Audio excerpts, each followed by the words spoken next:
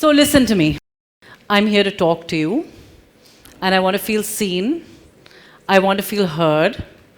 I want more than 15 seconds of your time.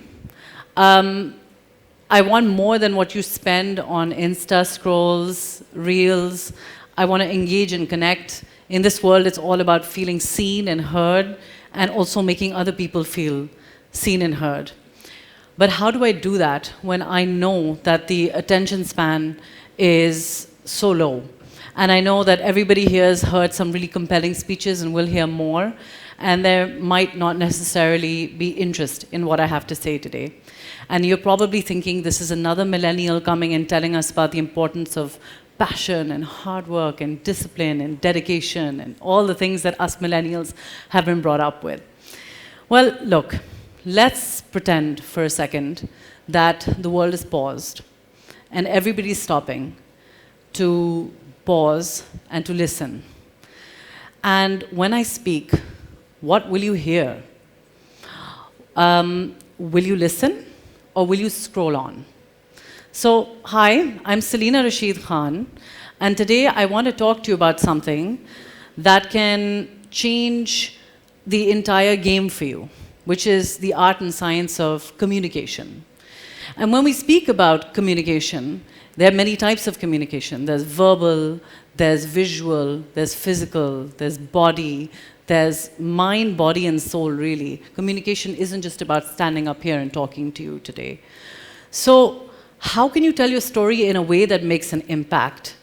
I mean, think about it. What made Imran Khan more than just a cricketer? Why do we still talk about Abdul Sattar Eidi with so much reverence? Why does someone like Malala Yousafzai command such global attention?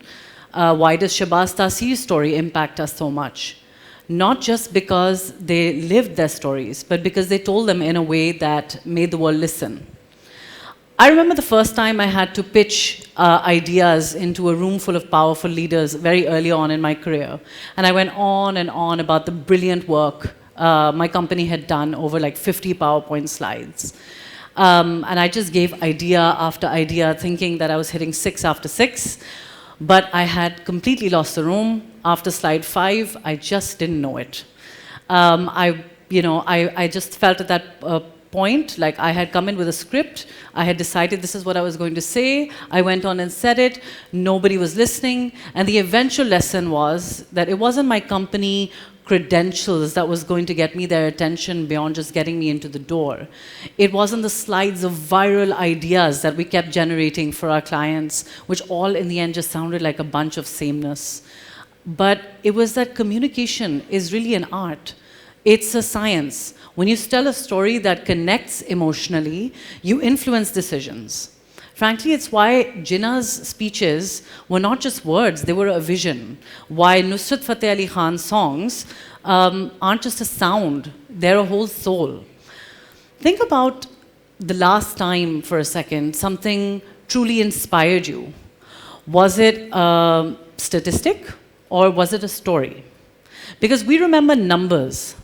We don't remember numbers. Our job is to own a story and tell it well. So what did I do after the first few slides of 50-slide presentations? I changed. I became more intuitive. I learned to read the room, to know who I was talking to before I stepped into the room.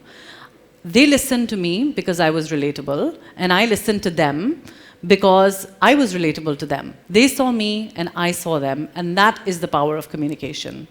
It's not just about what you say, it's about how you connect. And in today's world, social media is a huge part of that connection.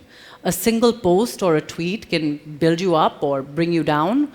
And what you share really isn't just a fleeting thought, it's a digital footprint that can follow you for years to come. Frankly, often social media is the place many of us go to for validation, me included. A like, a comment, a share. It feels kind of like proof that we matter a little bit. But the truth is, validation that only lasts until the next stroll is not really validation. And if your sense of worth is tied into the approval of your friends or your strangers online, we're giving the world way too much power over our identity. Instead of chasing likes, build credibility. Instead of seeking attention, seek impact. Instead of posting to impress, I'd say post to express your values, your purpose, your thoughts, your story. But also before you post, do ask yourself, would future me really be proud of what I'm putting out?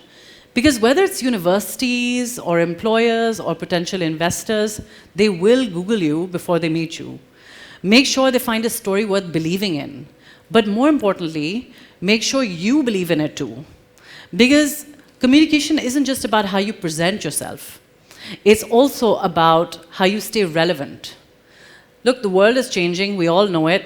The jobs that you'll have in 10 years probably don't even exist now. But what does that mean? It means the ability to pivot, to adapt, to think like an entrepreneur is more valuable than ever. And I want to talk about entrepreneurship because everybody feels in order to be an entrepreneur means you have to start your own business. In my opinion, that's completely incorrect. Being an entrepreneur is a mindset. It's about having a flexible mindset, adaptable mindset, a solution-oriented mindset. We cannot afford to live on the values of a world that no longer exists. And that means you need to adapt and evolve. Evolution is very, very important. So when we approach our lives, we need to approach it with a set of questions, in my opinion. How can I turn my obstacles into opportunities? How can I evolve? And how can I make sure that what I'm doing is relevant to the world here and now? How can I be someone who's not just listening to the world, but shaping the world? Everybody's talking, but how many are truly heard? There are now more ways to express ourselves more than ever, but do we even listen to the noise coming at us, or do we pay attention to the noise that we're contributing to the rest of the world? Not really and not often. There's very little time where we actually pause to reflect. So it's very important the way you tell your story and the wisdom with which you choose to tell your story.